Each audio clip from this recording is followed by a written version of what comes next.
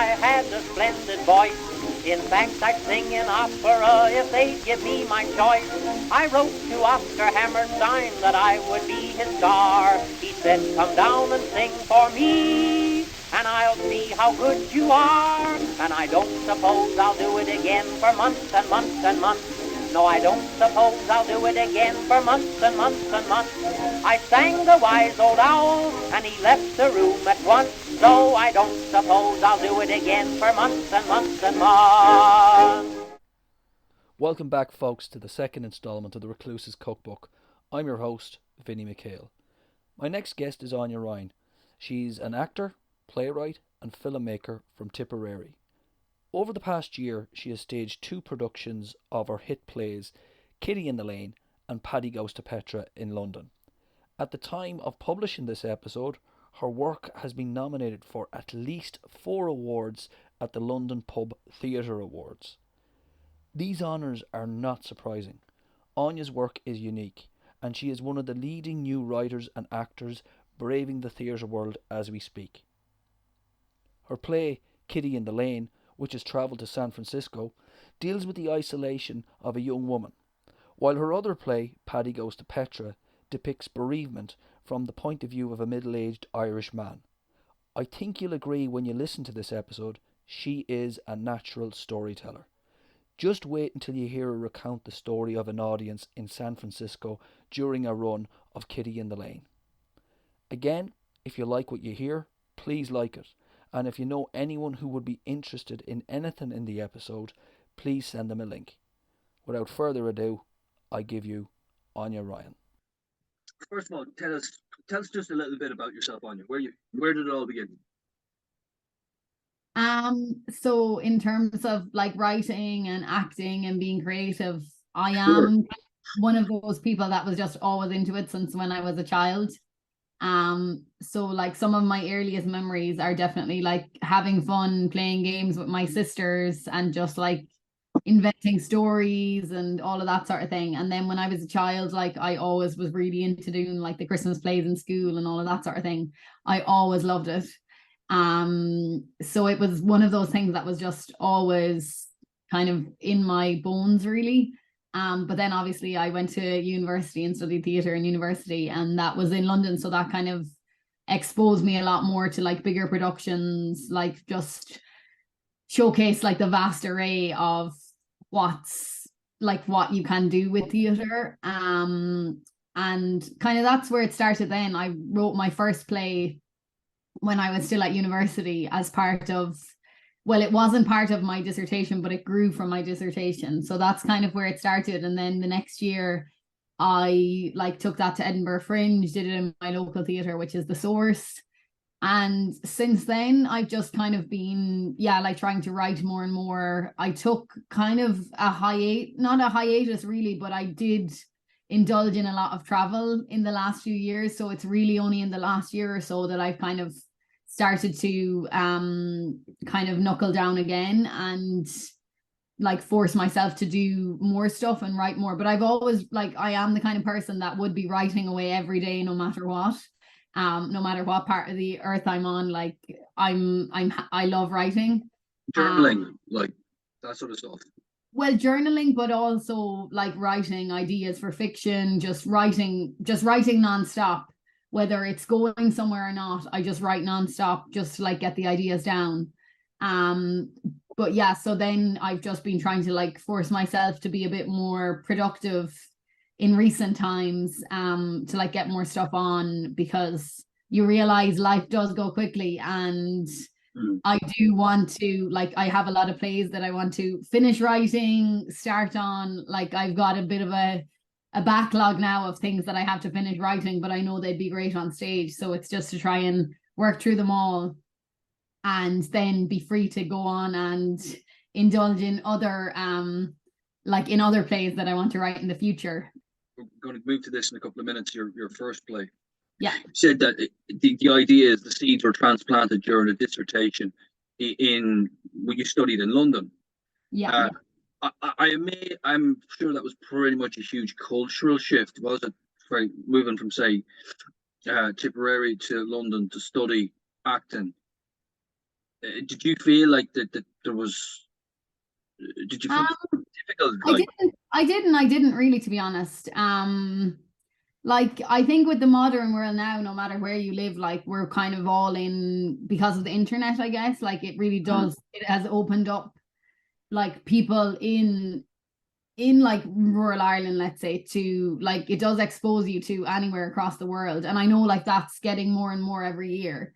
Also I grew up in a pub, so I would have been used to meeting a lot of people, and we would have a lot of tourists and things like that in the summer. So I, even though like obviously maybe the place I'm from is like in a rural area, but still I feel like people are just exposed to more like with TV, with films, everything, like you know what's going on in like somewhere in America, like you know you might watch films about India, like a drama set in Africa, you're kind of used to a global perspective.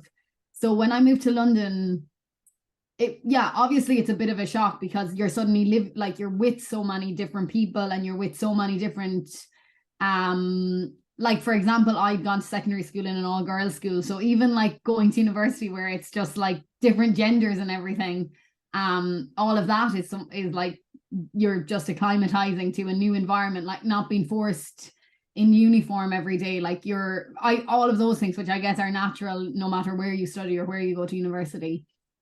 But it wasn't like a crazy shift or anything like that, and I really wanted to move to London. Like I was ready at that moment. I was excited to kind of start a different chapter in my life away from Ireland, because I felt I'd had so much kind of routine in my life there and it was all I knew. And I've always been a very like independent person, even since I was a child, and I've been really, really into travel ever since I was a child. So I was kind of well able to hold my own, if you know what I mean, in London. Like I wasn't like I wasn't frightened, or I wasn't like I was confident to be there. So yeah, it was really good. well, where did you study, Anya? Because I studied in the University of Salford in Manchester. Okay, nice. I studied at Goldsmiths. Goldsmiths. Okay, tell us Yeah. what was that like? Yeah, Goldsmiths was amazing. But it is like it's in zone 2, so it's still pretty central London. So it's kind of New Cross. It's a very artistic and fun area, and it was just amazing to see like it was just like brought so many different art forms together. So yeah, I really loved Goldsmiths, really, So, and I was there for 3 years, so that was really fun. when you threw yourself into it, you really reacted well with it. Is what I'm taking. Yeah, I did. I really enjoyed it, definitely. Yeah, and it like in terms of the actual course, it just showcased a lot of different new forms of theater that I wouldn't have been really aware of previously. So yeah, no, I did enjoy it. Like I think obviously education is good no matter what you do or where you go. But I do still believe that like the best learning comes from within, and just like especially with the internet now, like we've so many resources, like even if you don't go to college or you don't, especially for writing and something, I think that comes from just a muscle within or just something you want to do yourself. But obviously university and studying is good in terms of like making friends, making different connections, and obviously being exposed to things you mightn't be exposed to otherwise. But obviously like because it's an art form and it's an industry, I do feel that like any kind of courses got to do with art, they're as relevant as you make them really in terms of industry, because sometimes when people go into the industry then they're in for like a sharp awakening. And I don't know, well then it's a learning environment, so I guess you're set up to learn rather than realize the practical elements of all these things. But still it was good, and I'm really happy that I did that course, and I really enjoyed my time there. Because that was the seeds of your first play through the dissertation, as you said earlier on. Am I right? Yeah, that was so I did my dissertation on young Irish women on the Irish stage, which I was interested in, obviously, being a young Irish woman.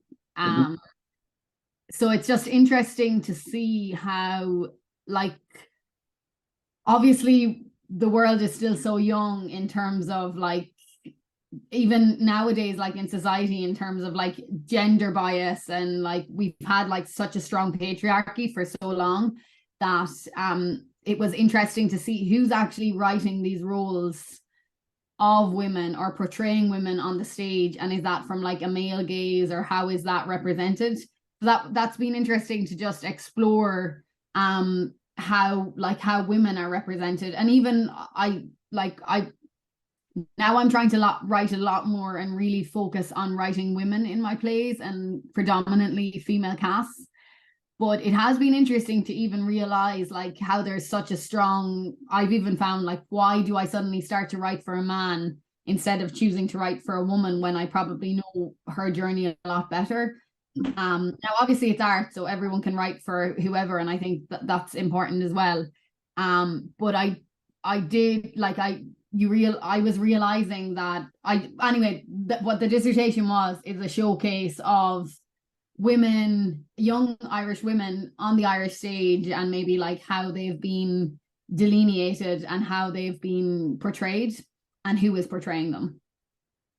Okay, and that takes us then to Kitty in the Lane, which is, if I'm right now with my dates, I've been kind of doing a bit of Google back work and stuff like that. About 9 years ago was the first stage production of it. First production of Kitty in the Lane was in 2014. So then it kind of had a run for like I did Edinburgh Fringe with it in 2014. Oh, great. It was probably written in 2013. Which was my last year of college, written then, and then thankfully then I just went with my gut and just tried to produce it myself, which was a good learning curve. And yeah, so then I knew it was still a very strong piece, and I felt I'd never really gotten a proper like run of it. It had never been performed in London or anywhere like that, so then I just said, then this year, then I said, okay, I'm gonna resurface it and just use like a new creative team and everything. So that's how the current production then came about this year. Right, and has it changed much, saying that the 8-9 years after the initial incarnation to the current one? Not really. I did a lot of edits, obviously, when I was writing it to begin with. So obviously from the very first draft to like the draft that actually went on stage in 2014, it did change a bit. And then for the Fringe, I had to reduce it in terms of time. So I cut a good bit for that as well. And then it kind of stayed that way. But then I tackled it again for this production. And I did change various bits that I thought were maybe just slightly outdated, or there was just certain bits of it that like I wasn't 100% sure with. But I enjoy kind of cutting plays as I go. Like I did that for Paddy Goes to Petra as well. Like it was staged first just before COVID, and then obviously COVID happened. So when we kind of started touring that and doing that again in 2022 last year, like it was nice to be able to edit and just kind of let the play evolve.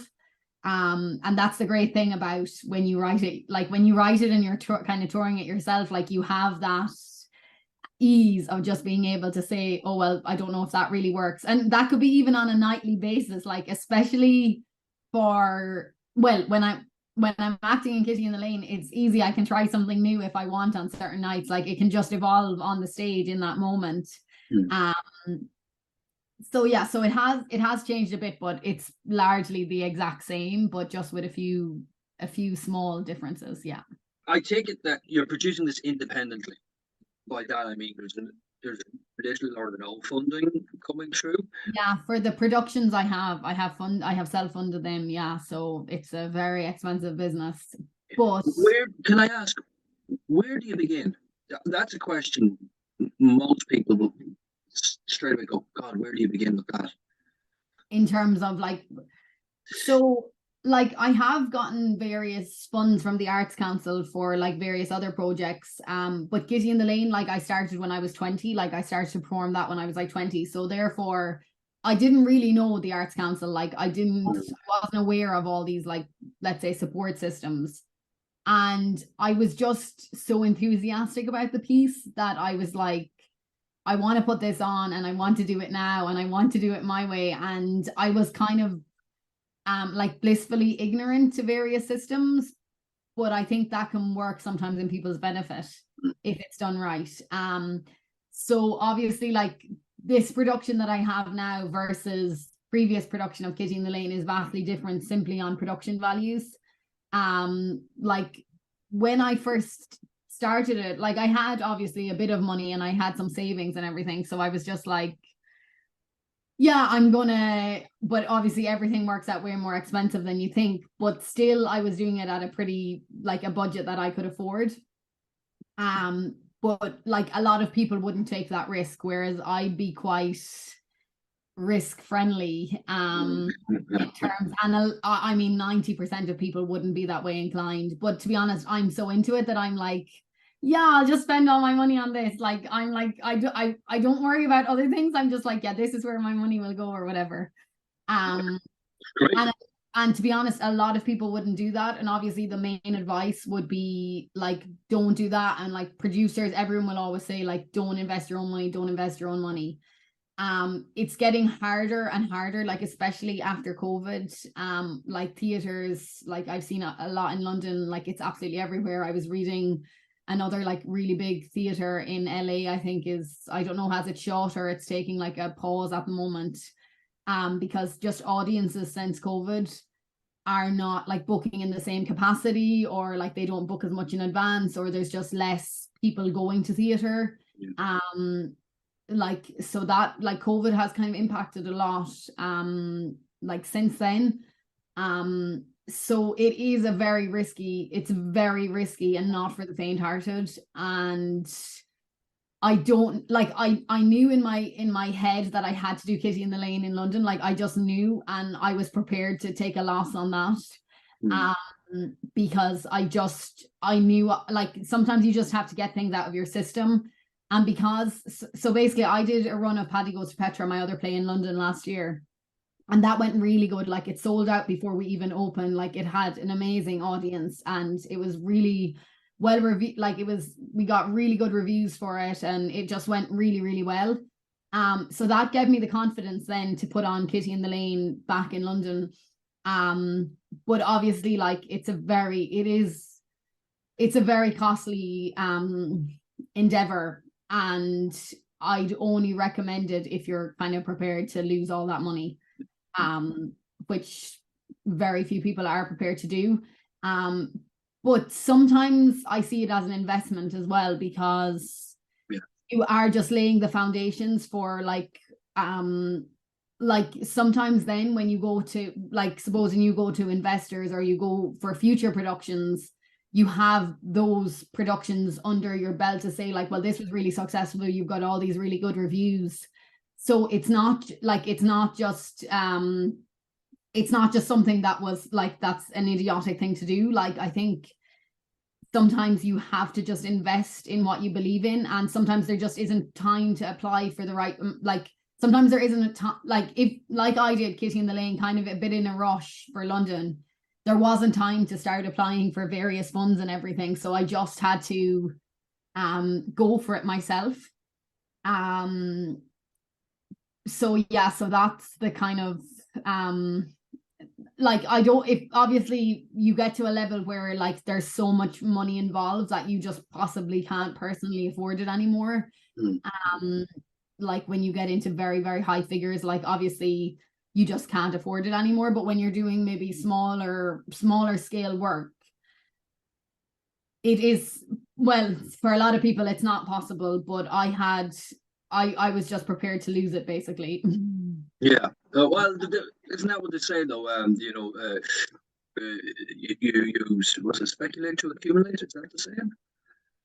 I don't know that saying, but obviously you're getting box office takings as well, and if your box office is good, like, you have a chance of earning some of the money back. So but like, theater is a very, like, I mean, I have friends working in various like high-end theaters in London, and they're losing, like, subsidies keeps them going and like donations keep them going. They're losing huge amounts of money on every production, but it's just kind of like the, like, grants or donations keep them going. So it's not as if it's obviously like very like commercial shows and West End theatres are turning over like big money, and often they do make lots of profits. And some shows, even if they're small, like you might just have a really strong hit or a strong audience. Like you might make money back. So like it's not all doom and gloom. There is ways to actually make money back from it, but it's not as easy as, like, it is still a very difficult. I wouldn't go into it for the money, basically. Like I definitely wouldn't go into theater for money. It's just more of a love. I'm guessing you accumulate sort of life skills that you can use in other areas of your life through going through an experience like that. It's like taking a show, putting it on. You learn all sorts of management skills, and maybe insights into finance that that you may not have had before, that you can take further into down the path with you. Yeah, definitely. I mean, like I studied theater. It's kind of the main industry I know. So it's kind of what I consume on a daily or at least weekly basis. But you do learn a lot. Like I think it's like everything. Like it starts off, you're so excited for the project. Like you're thinking this is going to be brilliant. And then as it starts to come closer, you start to realize, oh my gosh, like have I made the wrong decision with this? You're like, why did I do this? You start to get stressed. You're like, things are going to go wrong. Like, why did I do this? And then it just kind of has to go ahead. Then you're just like, okay, well, it has to go ahead now. And then obviously it can be quite like, then like usually you don't have either enough budget or enough time, and like everything starts to spiral out of control, and you're like, oh my God, how am I going to get through this? But then obviously it's like it's opening night and it has to go ahead, and then you do have that roller coaster, because then you have opening night, then you have your press night, then like reviews can obviously, especially if you're doing like a 2-week or 3-week run, especially in London or somewhere, like reviews can be very helpful in bringing in an audience if you get good reviews. And also like you're like, why are you doing this unless you're getting the good reviews? So then that's very scary. Then you're like, oh, fingers crossed the reviews are really good, and you're like, oh, I'm delighted with this. But obviously sometimes reviewers, they don't really maybe understand the piece, or they don't take to it as much as you think they will. So then you're kind of, I guess, sad over. Obviously some people don't read reviews and they don't like indulge in them or whatever. But it's hard when you're producing the piece as well, because you're trying to like, if you get really good reviews, obviously you want to use those to like encourage more people to come or like have more publicity. And then before you know it, it's closing night and it's all over, and then you're sad. You're like, oh, that was a brilliant few weeks, and you're delighted with everything. Especially if you've gotten like a really good response, and like you have done maybe pretty good on the box office and everything, then you're like, oh, it was all worth it. Like I'm really happy with everything. So tell us, Kitty in the Lane, what's it about? It's quite an intriguing story. Yeah, so it's about a girl who lives in rural Ireland down a deep lane with her father. Her brother has recently died and her mother isn't part of the family anymore. So he's quite sick, her father. So it all takes place on this night where she's waiting for her boyfriend to bring her to a beauty pageant that her friend is in, which is happening in the local village. And he's not showing up. So while she's waiting for him, she's chatting to her father, and she's kind of going back on various life events that have happened to her, including her brother's death and just other kind of things that have led her to where she is today. So you kind of learn about her life and learn about who she is as a person, and it's quite a dark piece, like but there's a lot of humor and a lot of comedy in it. But it's a tragedy, really. It's a tragedy. So there's lots of twists and turns in it. But it's comedic as well. So there's a mix of two different things, but it's more dark humor, if anything. Yeah. Who would you say are your influences there? Like if you had writing influences, or are there any, or maybe it's something. Yeah. So like at the time, like I would have studied a lot of like I always loved Marina Carr's work. And I love like her portrayal of certain women in rural Ireland and just the way she depicts like the darkness of certain situations. And then I am a big fan of like some of the plays of Martin McDonagh, who would have a similarly kind of quirky, I guess, sense of humor. And so I'd say they're the main two influences, and they're the people that always audiences would say like, oh my god, it was like a mix of those two writers combined, which I'm always happy about. But I've gotten like, there's been lots of different references alluded to, but obviously I didn't like, I just wrote the play with what came to me. But I do think I write, like, for some reason, for theatre things, I do have a tendency in my own, when it's my own original composition and everything, I do have the tendency to write a lot about tragedy and to write a lot about darkness. But I do love writing humor as well, and especially dark humor, so I try and combine all those threads together.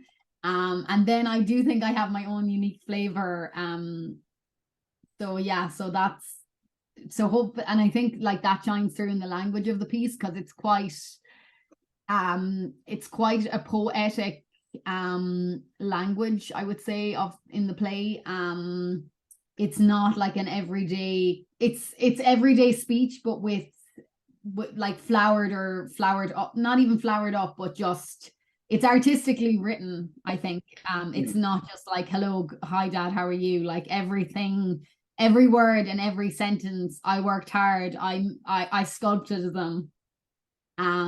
So I think a lot of people really enjoy the language of it as well, even though the story descends into a dark place. But I think people who are really into those type of like dark humored plays usually really respond well to Kitty in the Lane. Because it's not just played in London. If I'm right, you were in San Francisco with it as well, were you? Yeah, I was in San Francisco. So that was great because the artistic director of that festival actually saw it at Edinburgh Fringe. Oh, nice. Yeah, and he loved it. Like, he was just obsessed with it. So then he came to the show, and he said to my friend, who was like kind of technically managing the show for Edinburgh Fringe, he had said, oh my gosh, like, I just love this piece so much, and like, can you give my card to Anya? But then I think he emailed me himself like the next day, and we met. I think that's what happened anyway. And then he was like, look, like, I run the International Arts Festival in San Francisco, and you know, they try and get obviously different pieces from various countries over for this festival. So that was amazing. I got to go to San Francisco for a month and perform the piece there, which was an amazing opportunity and experience. And yeah, that was just, I'll forever be grateful for that. It was wonderful. How did the Americans react to that? Very good. Yeah, really good. Yeah, there was a strong, like, one day there was a strong response, because like the like San Francisco is obviously such kind of a liberal city and everything. But there was one kind of school. Now, it is a piece that's definitely recommended for like 14, 15 plus, simply because of the kind of the dark subjects in it. But one day when I was on stage in San Francisco, obviously, like, I had nothing got to do with tickets there or anything like that. So I didn't know who was in the audience or where they came from or whatever. But a school group had come. Now, I do think they were all teenagers, but in the middle of the play, like, there's a very intense scene that's definitely like, you know, probably a 14 plus scene or a 15 plus scene. And I'm sure we probably did have some kind of trigger warning on the show, but then in the middle of the show, I just heard, after this maybe in the middle of this scene, I did hear like this massive shuffle out of the theater, and I didn't find out until the end. I was like, oh my gosh, like, loads of people are walking out, and obviously you don't really, it was because it was like the teachers thought it was to, you know, like, it was, they didn't know if this was coming in the middle of the play. It was like, what else might go on further down the line? So, but it turned out, yeah, that the teachers were just like, okay, let's just quit while we're ahead before you know, they witness to anything else. So yeah, but that was kind of that was the only time something like that has ever happened, and that happened in America. But I guess maybe that was just because it was maybe people of school going age, and obviously, you know, it's maybe better be on the safe side with that. But I mean, I think anyone over 14 or 15, like, they definitely, it's age appropriate then. Yeah, but other than that, like, a really good response, which was great. Has it been performed in Dublin yet, or Galway? Or... I did it one night for the Five Lamps Festival. That was probably in 2015 as well. So I do want to bring it to Dublin, but let's see. Let's watch this space. Great, fantastic. It's never had it's never had more than that one performance in Dublin. So I think it would be great if it could have a healthy run in Dublin, because the interesting thing is that, like, especially when I did it in London, like, everyone, well, not everyone, but a lot of people I met after are like, oh my gosh, like, you have to do this in Dublin. You have to do this in Dublin, because it's like, there is such a strong Irishness to the play, that it's like, I think Irish audiences are going to respond to it the most. Yeah. Simply because it's about something that, like, happens on their doorstep. And it's about someone from Ireland and is all set in Ireland. So I think it would be amazing to have a Dublin run. So I'm working on it, but let's see. Watch this space, as they say. Exactly. Yeah. So what, as a writer, I suppose, how have you developed, say, when you initially wrote The Dissertation, which led to Kitty in the Lane? How did that develop on? Where did you go with it from there? So then, like, I started writing other plays. As I said, I write every day, basically. So your muscle does develop a huge amount. And then it's just about I think it's just about being disciplined enough to, like, continue with a piece, maybe not get bored of the storyline. I feel in a very healthy place artistically at the moment. Like, I have a few new plays that I've been writing in the past, like, year or two. That I feel are, like, the amazing thing about Kitty in the Lane is that I've never grown sick of it. And that's what I want all my plays to be. Like, I like them to be timeless. I don't like to give them a date. I don't like them to be set in a specific time period. Like, I like them to be more kind of humanist in themes, as opposed to responding to a very specific time period. So that, like that with Kitty in the Lane, yes, it was written 9 years ago, but it doesn't matter, because it's just as relevant, like, to be performed today, because it doesn't have, like, oh, this happened in 2015 or this happened in 2020. Like, it's just kind of a story of a woman and her father, but there's no, other than a few random references like Lucasade or something like that, it could be its own little world. Yeah. I just picked Lucasade, that just came out of the top of my head. But other than that, it kind of exists within its own world. So then, like, the next play that I've had that's been kind of, like, successfully performed is Paddy Goes to Petra. As I said, I was traveling a lot, and I went to Jordan, and that kind of story, I was very intrigued to write, or very interested in writing a story of male grief, especially, like, just, I'm interested in, like, I don't know why, but I'm just drawn to, like, the subject of suicide and people who are left behind from that. That's just something that really interests me as a writer. So I was interested in writing the story of a man whose son has died to suicide and the aftermath of all of that. And so Paddy Goes to Petra is the story of a man and his wife who travel loads of different places to try and distract themselves since their son's death, but, like, it's not really leading to much happiness, especially for the man Paddy. But when he ends up in the Middle East, he becomes friends with the Bedouin and is really, really taken in by Petra, and decides to pretend to lose his passport so he doesn't have to go home. And that's, like, that was a big evolution in my writing, because it was a very, like, Kitty in the Lane has a very distinct flavor, and there is, like, there's going to be someone that maybe it's too dark for and it's just too intense for, whereas Paddy Goes to Petra is the sort of play that it's very hard not to like it, really. Like, it's just kind of it's sad, but I think you come out of it feeling, well, that's how I've started to judge it. Is that like anytime we've done Paddy Goes to Petra, like there's a really, really strong reaction in a very, very positive way.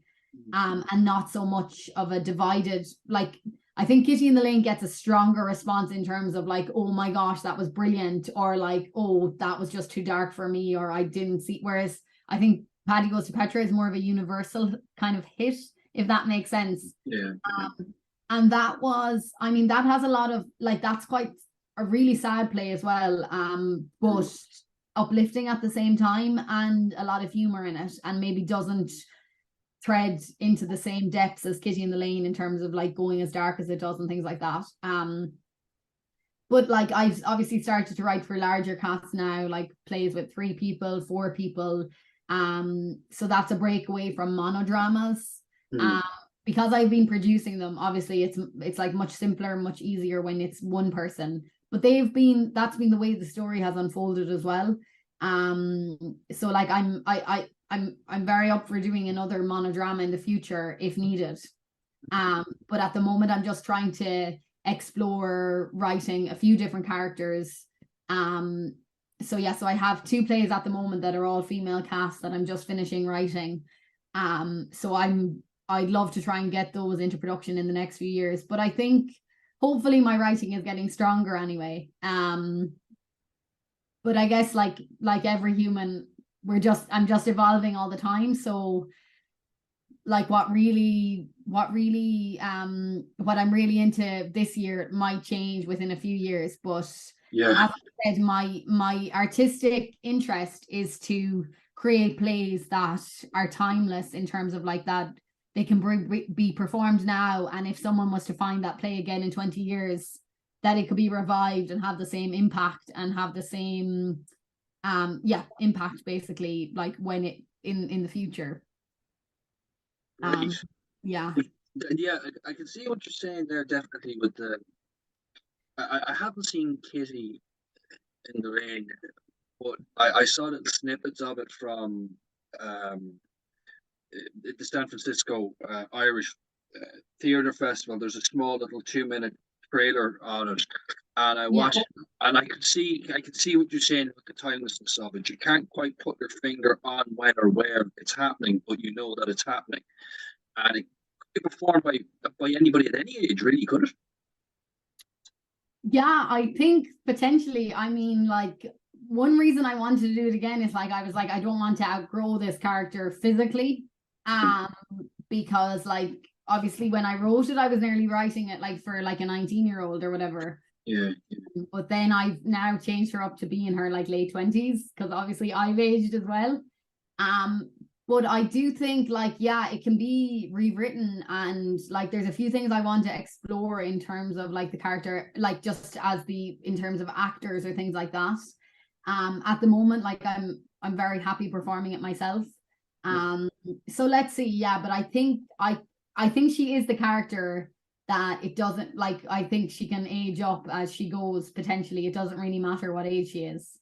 And it's possibly even stronger the older she is. Yeah. Because she has less time to maybe revive her future and her dreams. And I think maybe the longer, like as a younger person, it's not as tragic or maybe it's just as tragic, but I think like the older humans go, like it's just kind of, there's all that loss of the years behind you that you didn't kind of indulge in really what you want to do. So there's all that kind of sadness to it as well.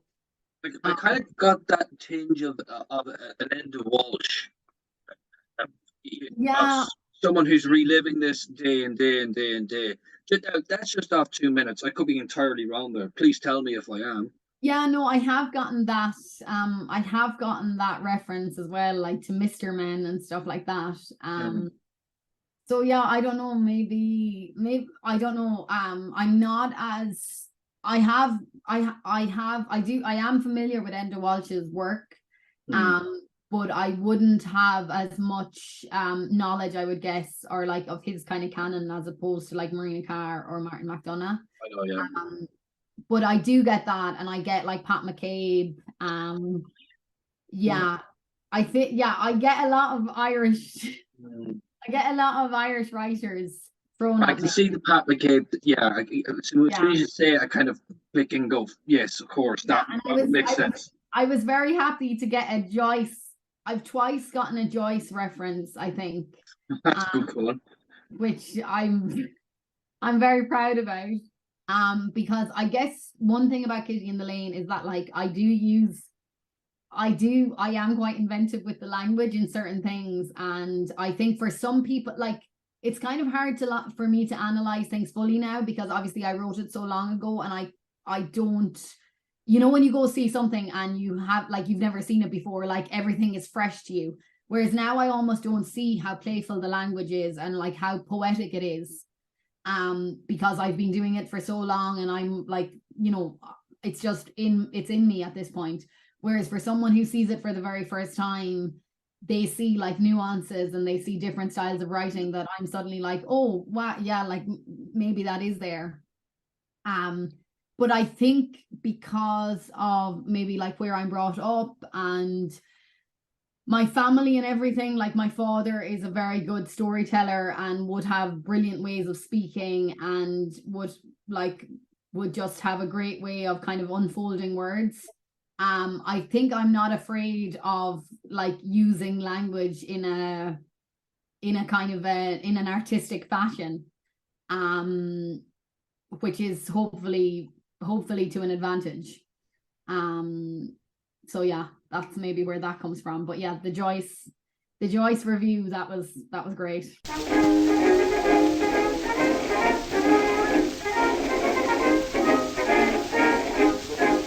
So that wraps up the second episode.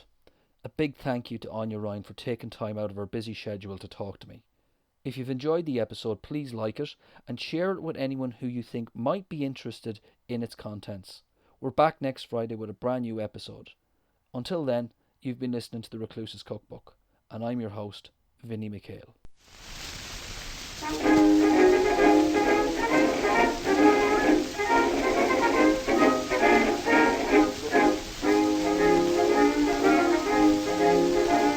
My mother always told me that I had a splendid voice. In fact, I'd sing in opera if they'd give me my choice.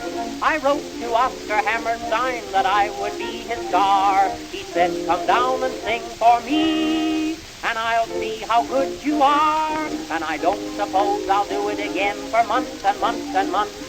No, I don't suppose I'll do it again for months and months and months. I sang the wise old owl, and he left the room at once.